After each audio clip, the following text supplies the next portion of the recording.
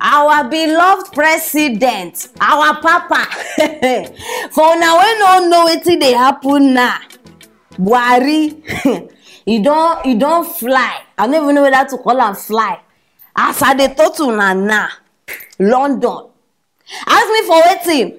Medical checkup. They say, according to wetin they thought, they say na regular routine for una to see say na something wey dey happen on a regularly. And before this flight happen, he first get meeting with the bandits. With the chiefs security staffs. They say that they get meeting. Until now, we see the wait be the meeting there about. You understand? But now here I go see here. I'm not worried. The matter where I bring for now, be say this man don't travel. Another medical checkup routine. In fact, every month he get how the thing can they do. I think say we get a hospital before for this country.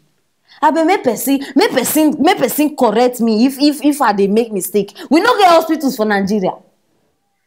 I be wetin happen to them. They don't change all of them to supermarket. I be restaurant. These people know they shame. How long una wan continue to dey go outside? And una even dey announce am. You are happy. See as e dey for on top plane, they wave people. You know they shame. As the head of this nation, every time you dey travel go outside, hospital, medicine. Even they talk say na 2nd of April e go return. Even they give us date.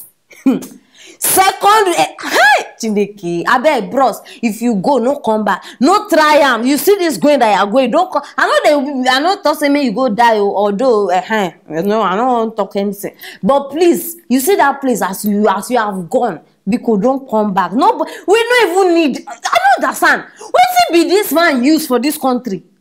Whether you there around, we know they see the difference. You know they around, we know they see the difference. So what is your use in this country? Now the most embarrassing thing in fact, don't happen to this nation. We even, in fact, insecurity self, may we live on one side. Hospital, as simple as it is, because if you dey compare healthcare this thing and insecurity hard to tackle more than healthcare. Is it not just to build? You know, fit all the billions when they mention. I been the thing say after this COVID.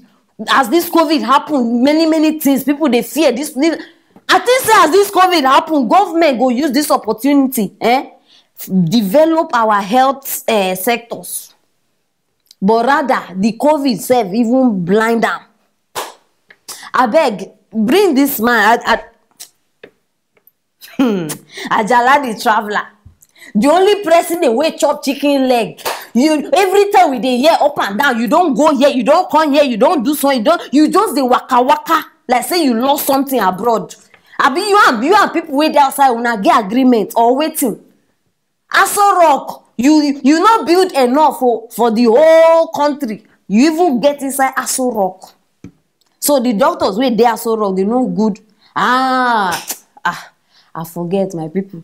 The doctors wey dey Aso Rock, they no get enough equipment for the face mask. You understand? So that one need happen. Okay, I understand. You can go.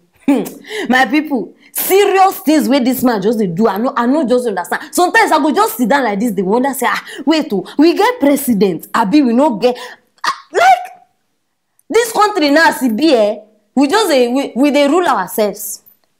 Everybody they rule itself. In fact, I'm a president myself. You're a president as you are watching. Yes. We not get one person where we go say, okay, this person and this one. I beg, president, we know they behave like president. That one be president. You are a normal citizen, bro. So this one, I know. It be like say Buhari purposely become president just to be doing checkup. Because now the only thing where they do well. That why not even they miss am. Even get alarm. Say time for this one, time for that one. Now see why when person never takes money, he hard make that person behave when he dey see money. See am. All the checkup wey you not do before you become president, now you they can't do am. Una get conscience at all. All these our politicians, they get conscience. Obviously, they no get. Because person will get conscience. Nobody even they stop you from traveling. You're traveling. But at least can you focus on the people that put you on that seat, even if it's small, or just pretend and not just don't understand. You don't reach level self where nobody even care. For this man to travel like this, now be saying no, say our health sectors they be nonsense. You know now why even because you know if you know say this our Nigerian hospitals they okay 100% perfect, you know go get any need to travel. Oh yeah, make I even ask you now. When will UK minister or prime minister say they call Nigeria for checkup? When that one won't happen? Make una think. They no fit come here, come do checkup. But every time our president they go there, go do checkup, and they sense not even they tell you say this the way they do, you even they fall your own hand. They go see you now, as you go, they go welcome you, red carpet, everything. For their mind, they call you mumu. No, they think. Our politicians. My people are beg. Now the matter be this so that when I wait one wish and fair journey, I be Johnny Messis. Make una start. Start a wish I'm there because and any other way you guys talk concerning this matter. Drop her for that comment section. As usual, I go reply now one by one. Share this video. May everybody know say our president don't go change the you understand? So that I go look younger. I bet don't forget to subscribe so that you don't go miss anything when we drop here. Stay tuned for our next story. My people, I don't bring with a matter from Nigerian football club. This one shocked me to my bones. They say that they go for the African Cup nation for qualification. Now, so these people can't shock everybody. Everybody they expect say they go use a flight. My people now boat. They pack all of them inside boat. Say that they travel go Benin. Hey Chineke, waiting this government don't show us for this life. I don't know what it remain for us to see. They pack all of them inside boat. They say that they go Benin Republic. I be make I not just talk too much because I know so now I go the things and they lie. I make this one up. I bring a call on a screen so that I go see the shame. Wait, Nigeria government don't put us inside. So I bet join me, make we watch our superstars. Alex, let's keep you off. I'm tired of coming. I understand. Hold.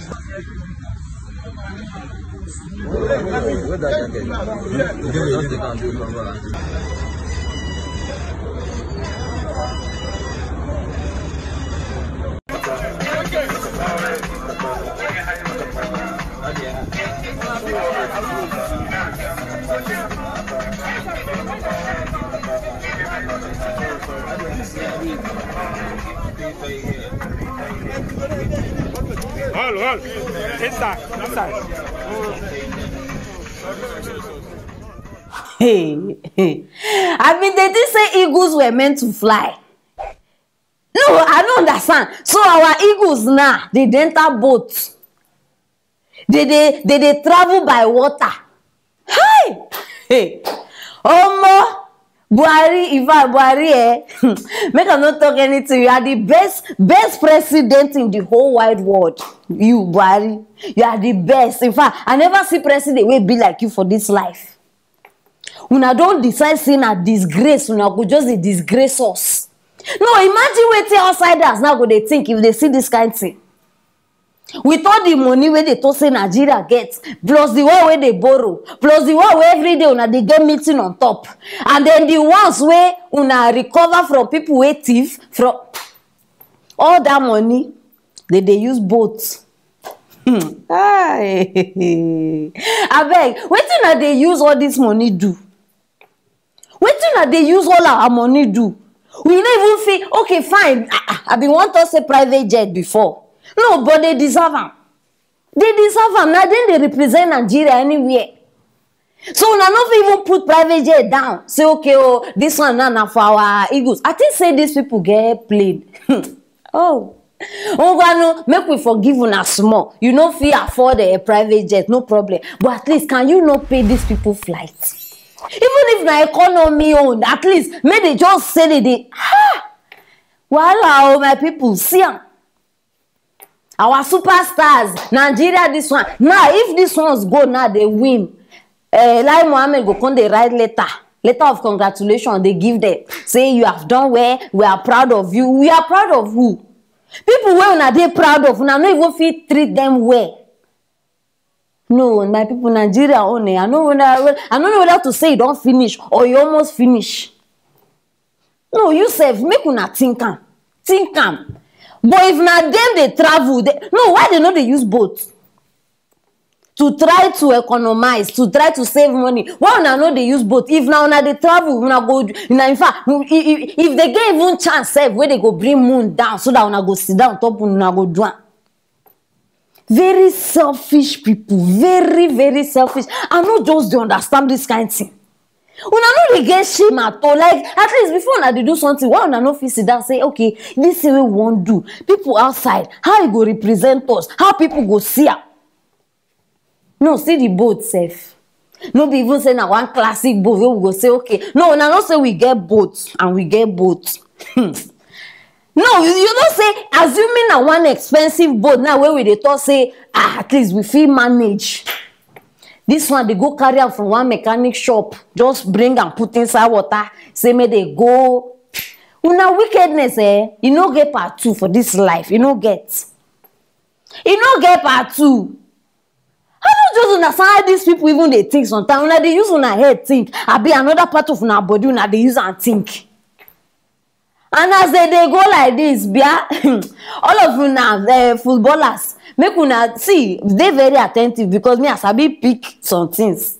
As una they go, they carry boats, take una, abi. God save una. If una no win this thing, I don't know whether una go trek, come back. I been a boss, they go put una inside. 2 days journey, now una. And people now they understand why most of our footballers they prefer to go play outside, like outside Nigeria. Because no, the disgrace too much. The disgrace too much. Very soon, not be even very soon. I no go even dey surprised. Say Nigerian footballers now they know they collect money again. Say nah, many things don't. No, compare the treatment. How much footballers for outside they collect? How much? Nigeria system don't scatter. Like everything don't dey. No, this one he reach to shout. My people he reach to shout. But when me I go get problem with Buhari. Anyhow, I thought say I no go talk am before. Make I talk am.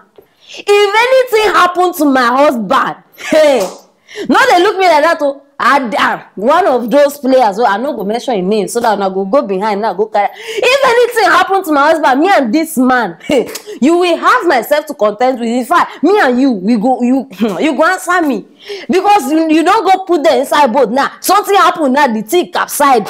I no go make I not talk. But people, I say I go bring the disgrace and shame where they don't put all of us inside.